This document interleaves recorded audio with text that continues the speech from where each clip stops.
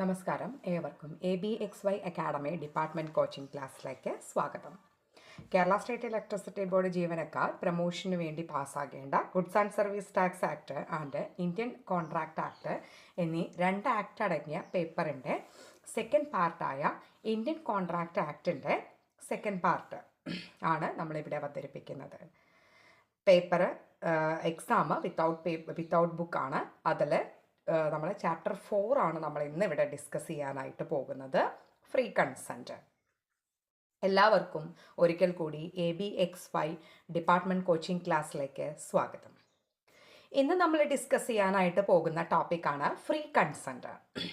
Section 10 of the Indian Contract Act laid down in clear terms free consent is one of the essential elements of a valid contract.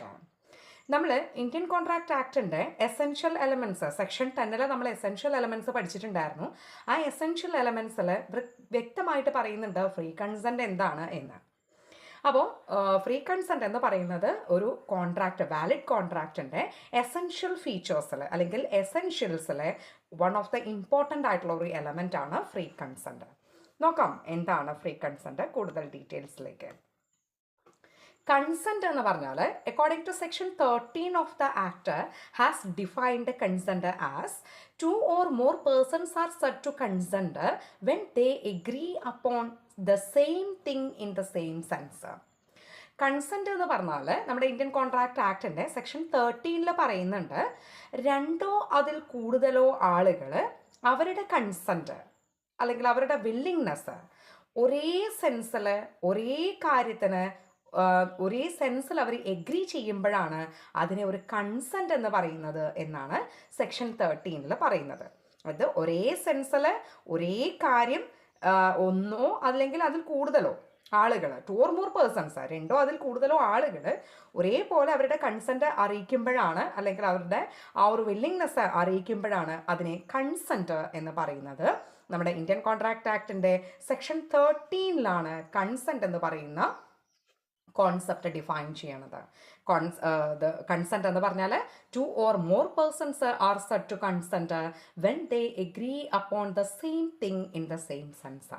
അല്ലേ, ഒരേ കാര്യം തന്നെ ഒരേ സെൻസിൽ 2ൽ കൂടുതൽ ആളുകൾ ഒരുപോലെ എഗ്രി ചെയ്യുമ്പോഴാണ് അതിനെ നമ്മൾ കൺസെൻറ്റ് എന്ന് പറയുന്നത്. അപ്പോൾ സെക്ഷൻ 10 ഇന്ത്യൻ കോൺട്രാക്ട് ആക്ടിൻ്റെ സെക്ഷൻ 10 ഇന്ത്യൻ കോൺട്രാക്ട് ആക്ടിൻ്റെ valid Kerala state electricity board KSEB ജീവനക്കാർക്ക് അവരുടെ പ്രൊമോഷന് വേണ്ടി കേരള PSC നടത്തുന്ന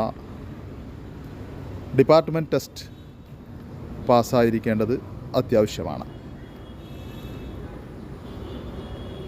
അതിലുള്ള ഒരു പേപ്പറാണ്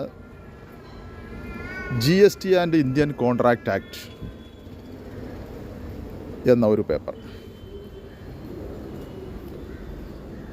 ഈ പേപ്പറിൻ്റെ PSC സിലബസ് അനുസരിച്ചുള്ള ഓൺലൈൻ പ്രീ അപ്ലോഡഡ് ക്ലാസ്സുകൾ ഇപ്പോൾ ABXY അക്കാദമിയുടെ വെബ്സൈറ്റിൽ ലഭ്യമാണ്. ക്ലാസ്സിൽ ജോയിൻ ചെയ്യുന്നതിന് വേണ്ടി വീഡിയോയിൽ കാണുന്ന നമ്പറിൽ വാട്സപ്പിൽ ബന്ധപ്പെടുക, അല്ലെങ്കിൽ www.abxyacademy.com എന്ന ഞങ്ങളുടെ വെബ്സൈറ്റ് സന്ദർശിക്കുക. Thank you for watching.